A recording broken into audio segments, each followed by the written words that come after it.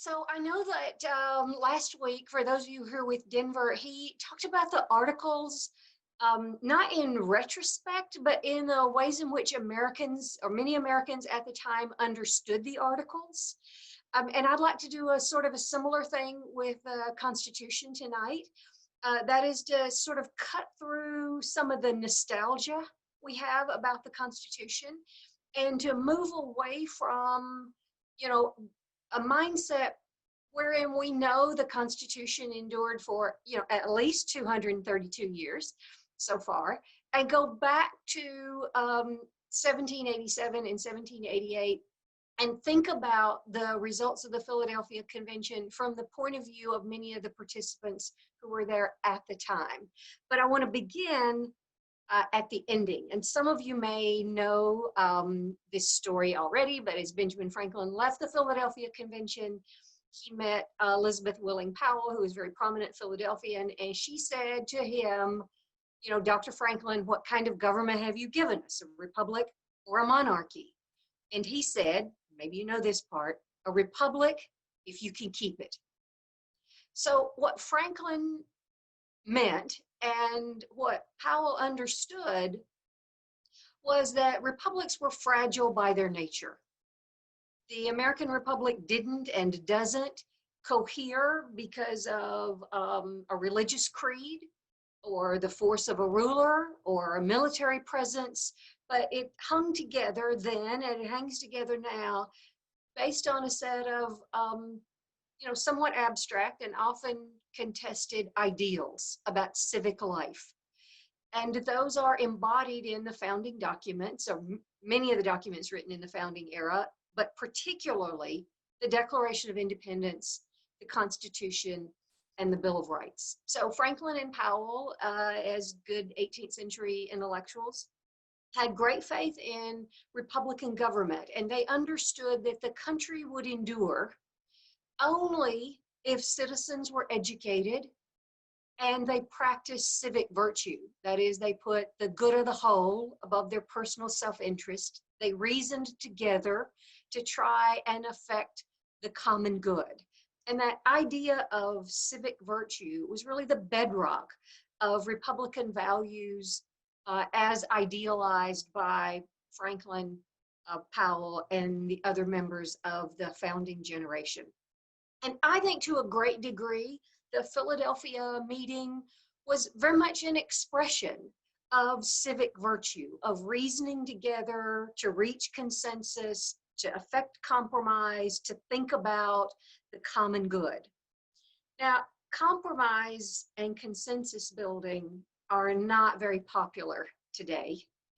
And we learn when we study the Philadelphia Convention that compromise and consensus are not very easy to achieve. And in fact, what went on in the Philadelphia Convention is not easily replicable in the contemporary world because of some unique features of the Philadelphia Convention. So as important as it is to learn about the Constitution, it's also extremely difficult to understand the Constitution in 21st century America. And I think the first reason why it's so difficult is that everybody thinks they know everything about the Constitution. And we see in discussions of the Constitution, well, maybe some of you have heard of the Dunning-Kruger effect. That is, the more confidence people have, the less they actually know about something. So, many of my friends from high school in Northwest Alabama this week have been experts on constitutional law. Last week, they were all epidemiologists. So depending on what's going on in contemporary society, people kind of seduce themselves into thinking they know more than they do. And people's ideas about the Constitution get particularly sticky. And so that's a challenge. The other challenge, I think, is how different the 18th century is from the 21st in the fundamental nature of the Republic. So I do an exercise in nearly every class I teach at St. Louis University. It is all lowercase b.czar75 I do an exercise where I ask the students who's eligible to vote in the next election.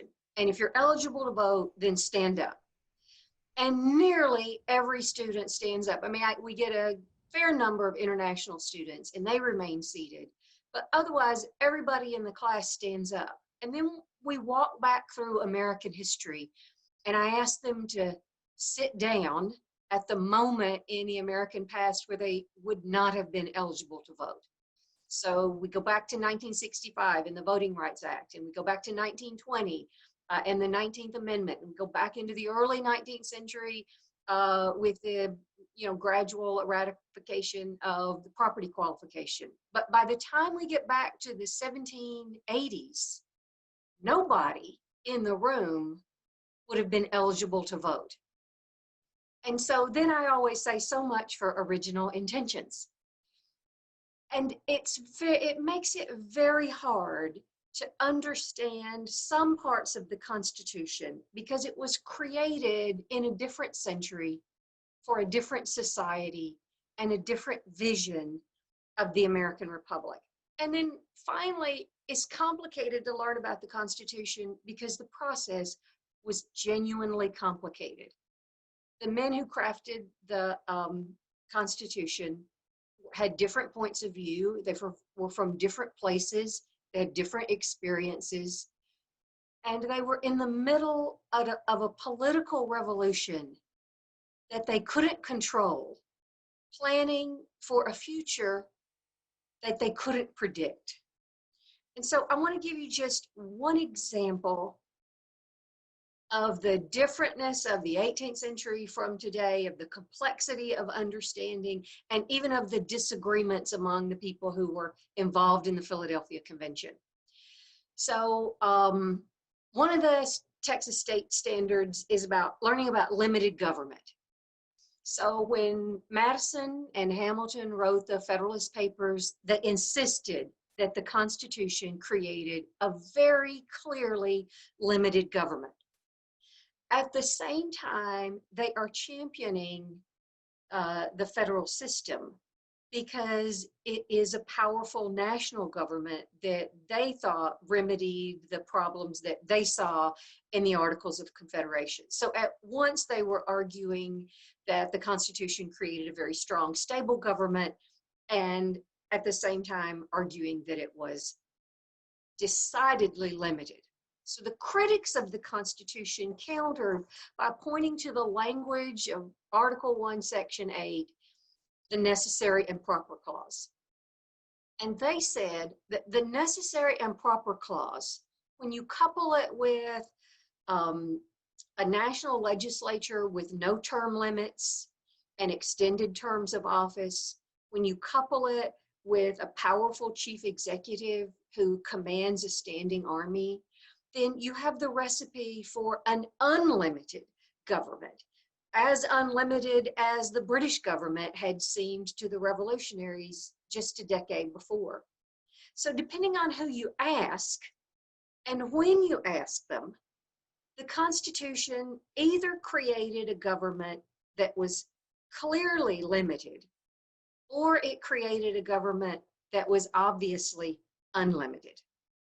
So let's go back with all that in mind to Philadelphia, and let's go back to the room where it all happened and try to get some clarity about civic virtue and compromise and consensus building and how it was achieved.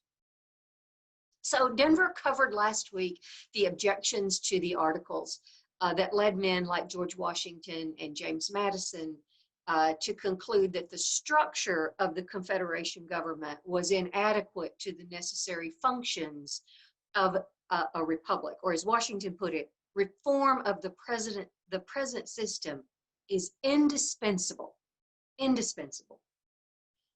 But that invited a really important question: what kind of reform was indispensable?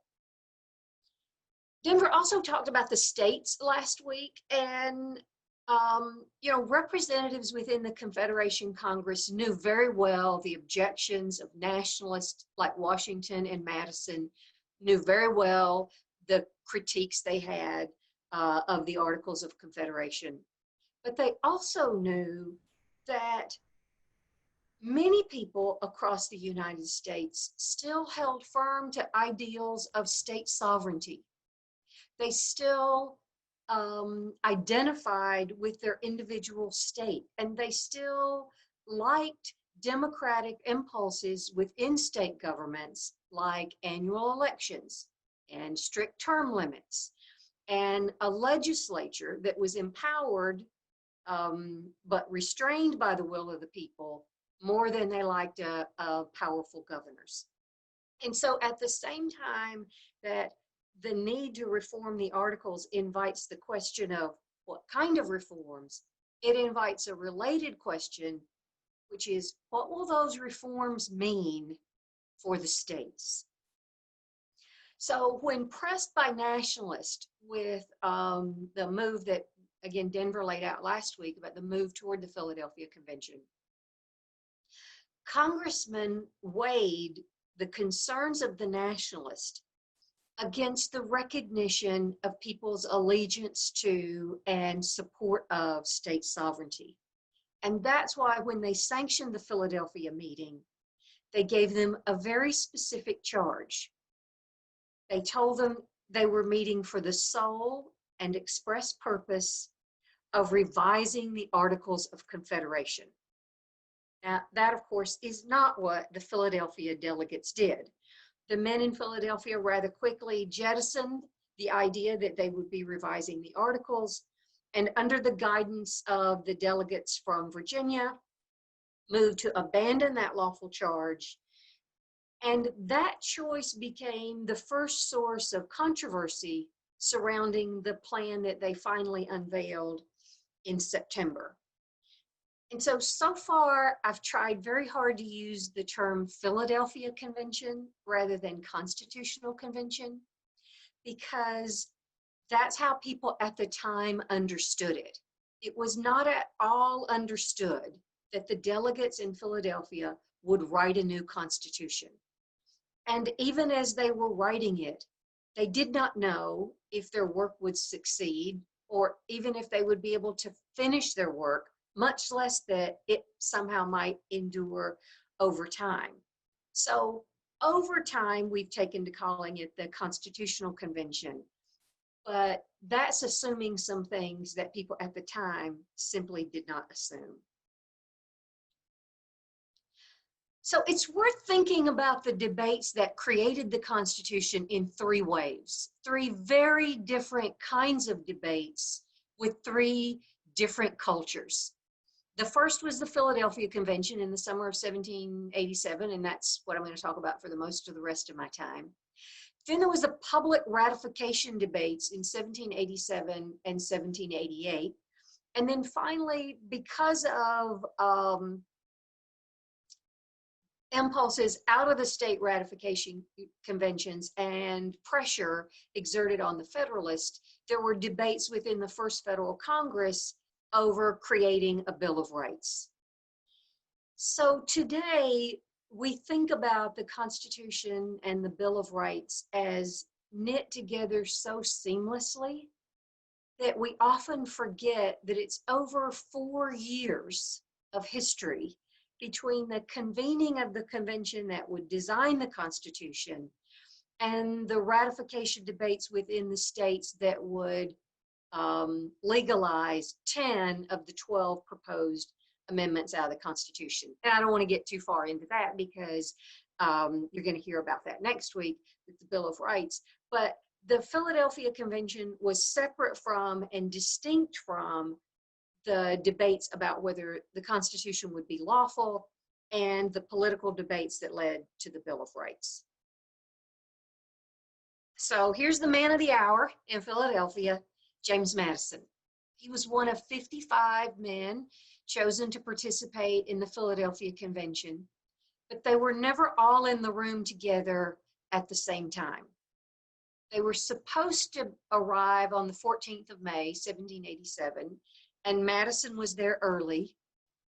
At that point in his life, he was a 36-year-old bachelor, still living at home and supported by his wealthy parents in Virginia. He was better prepared than anyone who attended the Philadelphia meeting, and soon joined by the other delegates out of Virginia. But it was 2 weeks before enough people straggled into Philadelphia to form a quorum. Now, we think about the Philadelphia Convention or the Constitutional Convention as something of transcendent signal importance. But the delegates at the time did not think that way. That's why they were late showing up. Some men left. Rhode Island didn't even field a delegation. Delaware didn't want to pay for theirs. New York was without a delegation for a long period of time because they couldn't have a quorum even within the delegation. People came in July and left in August, and it was just, the comings and goings were extremely casual, and tells us something about the perception of the delegates about what they were doing. So when they finally got down to their work, it's important to keep in mind that no one at the Philadelphia meeting, not even James Madison, knew exactly what they wanted the government to look like. Now, Madison had drafted the Virginia plan. He'd given it considerable study over the last year and a half. But, he wasn't certain about what he thought about everything. He and Washington and the other nationalists certainly wanted to stabilize the country's economy. They wanted to rein in what they thought of as excesses in the democratic impulses within state government.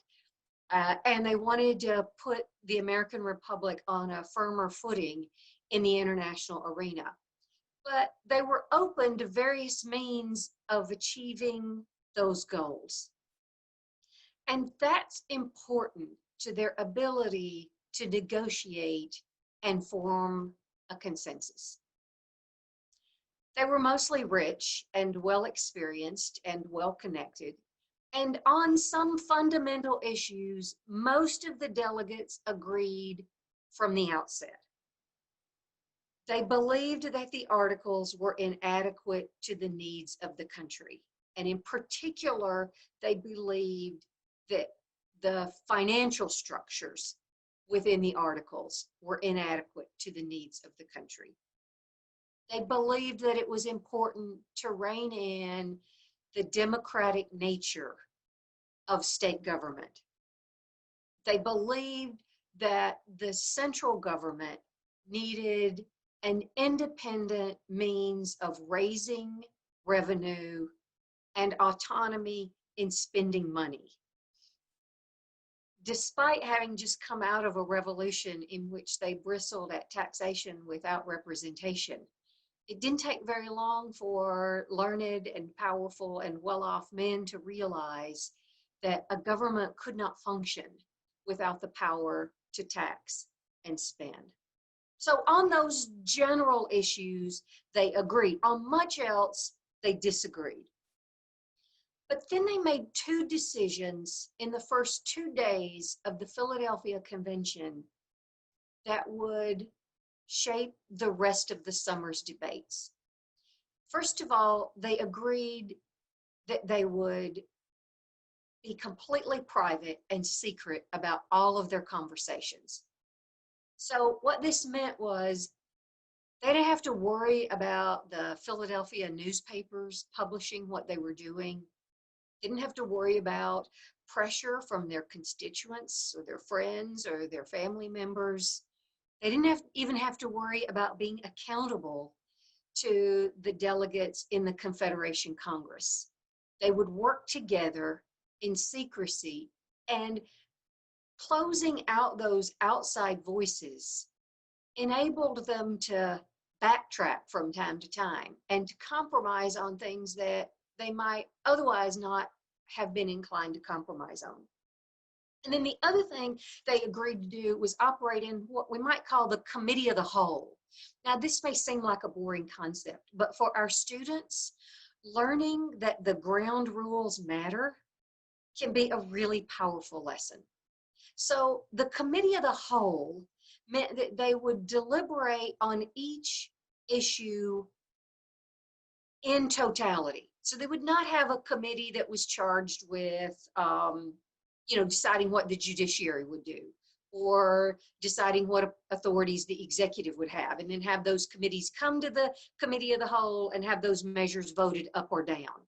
Instead, they would work through all their ideas together collectively, and they would take votes not on individual measures that were binding, but to gauge the sense of the group overall. And anything that had been discussed and voted on could be raised at a later time. And so this made for a really fitful and time-consuming and inefficient way of working. And a lot of times the delegates got frustrated because it was a lot of, one step forward, two steps back. But it also channeled them toward reaching a consensus.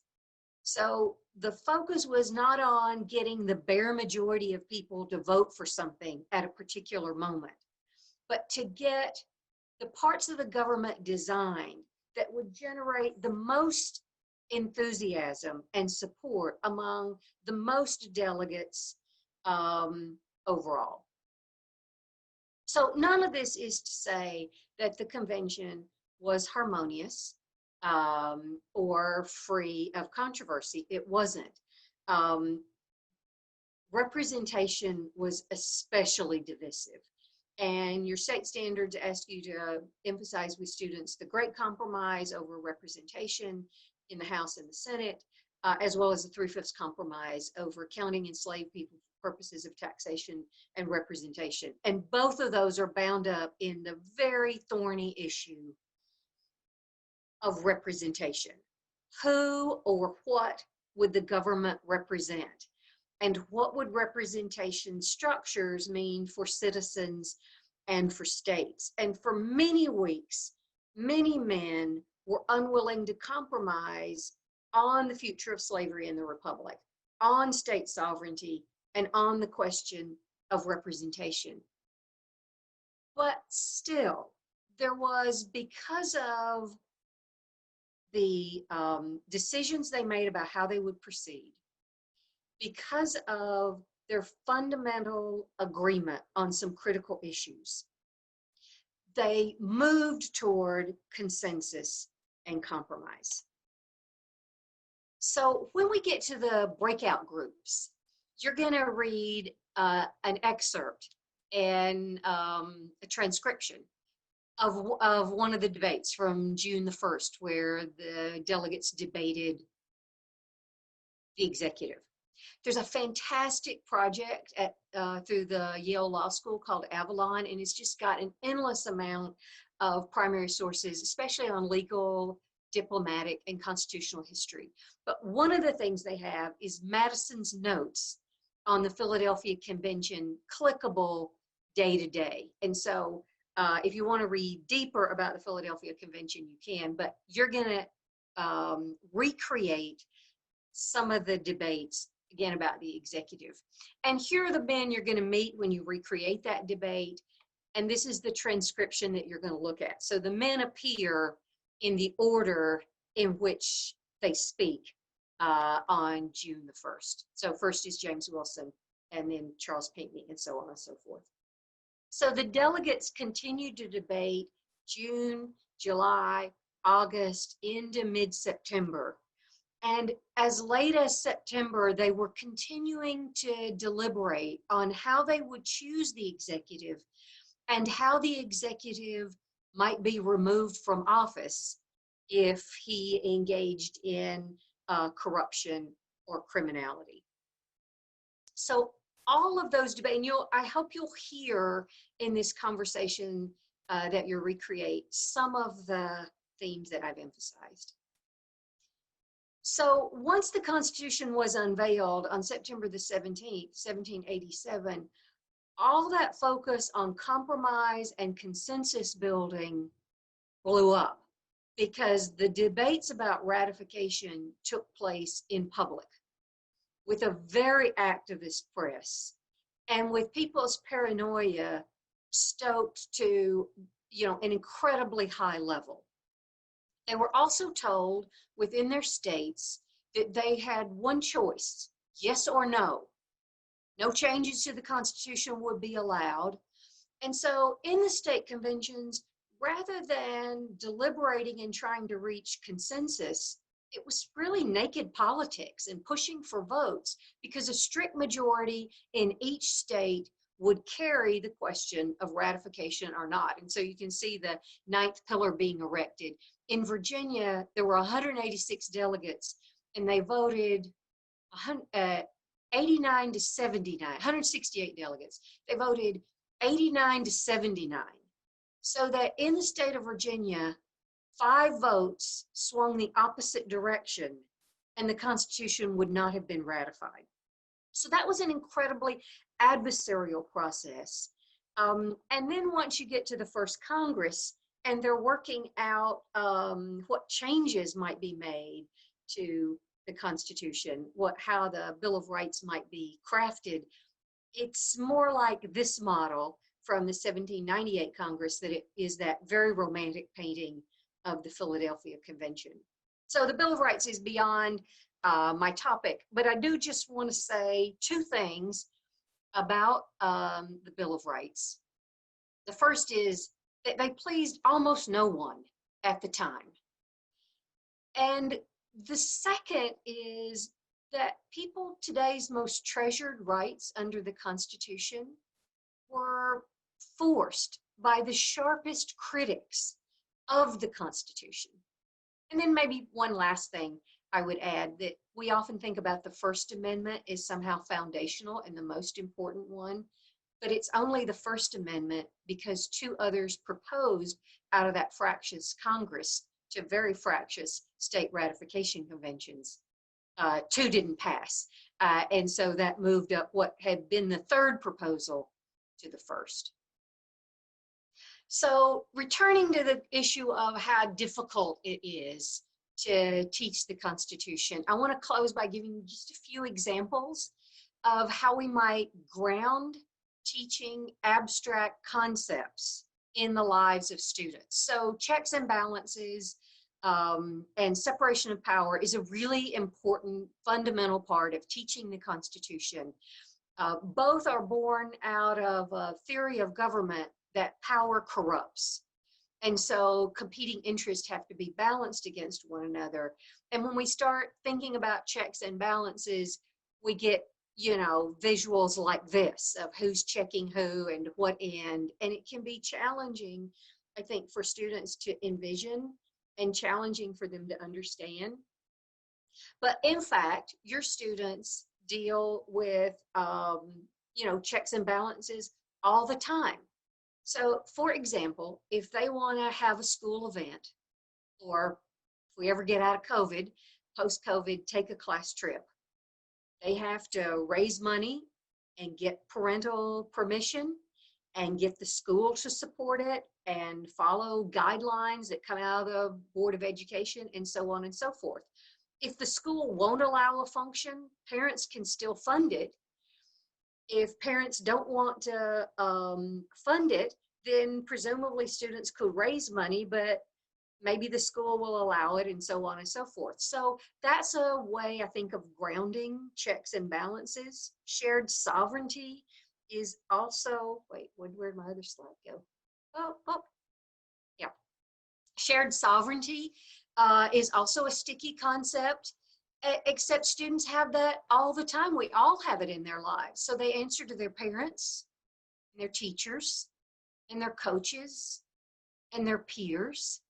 And so you might find it productive to talk to your students about who has sovereignty over what parts of their life and how that changes over time.